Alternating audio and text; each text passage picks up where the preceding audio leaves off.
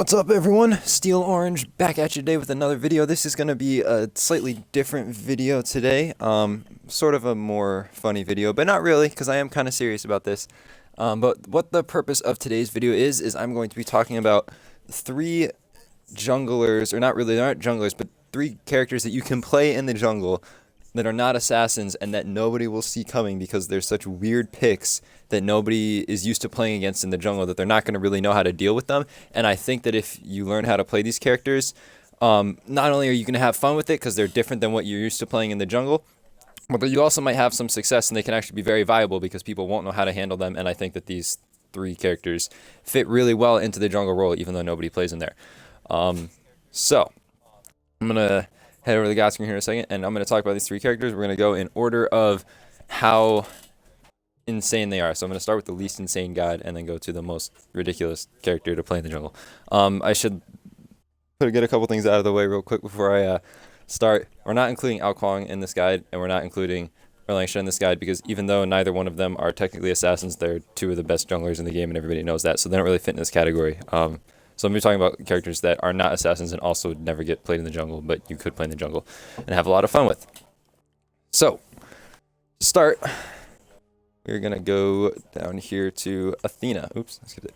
Athena. So, this is not really that out there. Athena's actually seen some play in the SPL lately. Weekends played her a couple times, and I think somebody else might have played her in the jungle. I'm not sure. But she's actually had some success at the top level playing in the jungle recently, but she's still not the most common character to play in the jungle, and I think that she really could be because I think she's really good in the jungle, and I'm going to talk about why. So, in the early game, Athena can actually give a lot of early pressure because her shield wall actually does a surprisingly high amount of damage for a Guardian. When you put those numbers together, that's 500 damage plus 100% scaling of your magical power. So if you hit both ticks of those, you can do a lot of damage early game, and if you build her with Pen Boots and Dynasty Split Helm, that gives you a nice early burst in damage. Where you're going to be doing a lot of damage, have a lot of penetration. And then if you, after that, you just build her into a pretty tanky with maybe a little more penetration, then she's just going to be that kind of frontline bruiser that's going to set up a lot for your team in the late game and sort of be that half tank, half damage dealer, and really help your other teammates land their abilities. So she's going to be really strong in the late game too. Next character, getting a little more out there with this one, is Anhur. So you almost never see any hunters in the jungle, for good reason. But Anhur's a little different than most hunters, and the reason is that most hunters don't really give a lot of early game pressure, which is kind of a problem in the jungle because a lot of the jungle right now revolves around early pressure, being able to invade camps and pressure out the mid lane and turn that into objectives and things like that. But Anhur does give that early pressure because he has a lot of combos with his impale and things that can allow him to burst characters down really quickly in the early game and in the late game, but he has more early game pressure than most other hunters. And he has a lot of setup for the rest of his team too with that stun and with that leap that knocks him up. So Anhur can give you that early pressure. He can get a lot of early kills. He's more ability based than most hunters, which fits well in the jungle.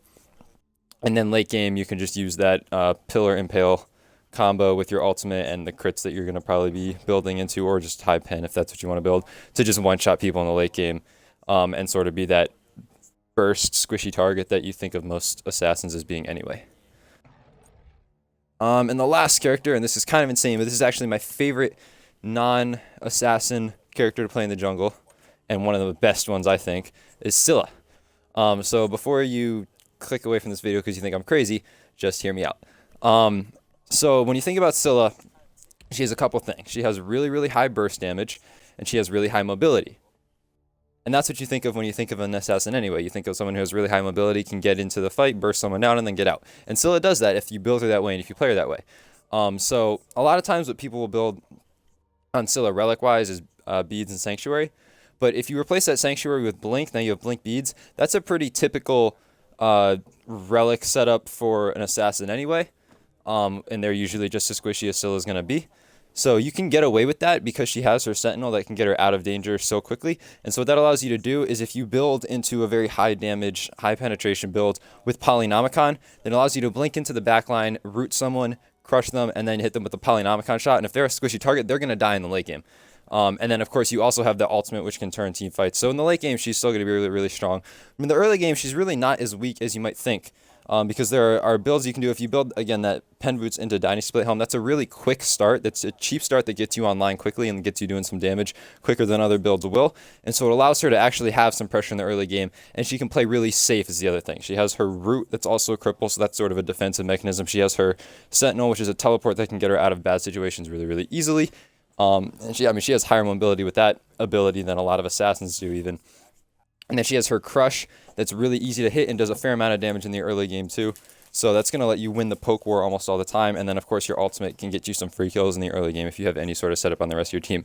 So don't write off Scylla as a jungler. The great thing about Scylla too is that if you pick her in like ranked or something, your teammates are probably going to be mad at you because they're going to think you're crazy. But the other team's not going to know what to do with it because they're never going to play against a Scylla jungle. So if you learn how to make this work, and the same with the other two characters, you learn how to make these characters work and get good with them, you're actually going to have some success, I think, because people aren't going to know how to deal with that. And so they're just going to be playing something they're not used to. And it's also going to be fun because you don't have to play the same meta characters that you're used to playing all the time over and over and over again. You can play something different and maybe fool some people on the other team too and get some wins. So yeah, that's it. Hope you guys liked the video. If you got any questions, let me know. If you liked it, hit that like button, hit the subscribe button, of course. And as always, check me out at my Twitch channel at twitch.tv/steelorange3398. That's where I'm taping this now. Stream there most days, so come check it out.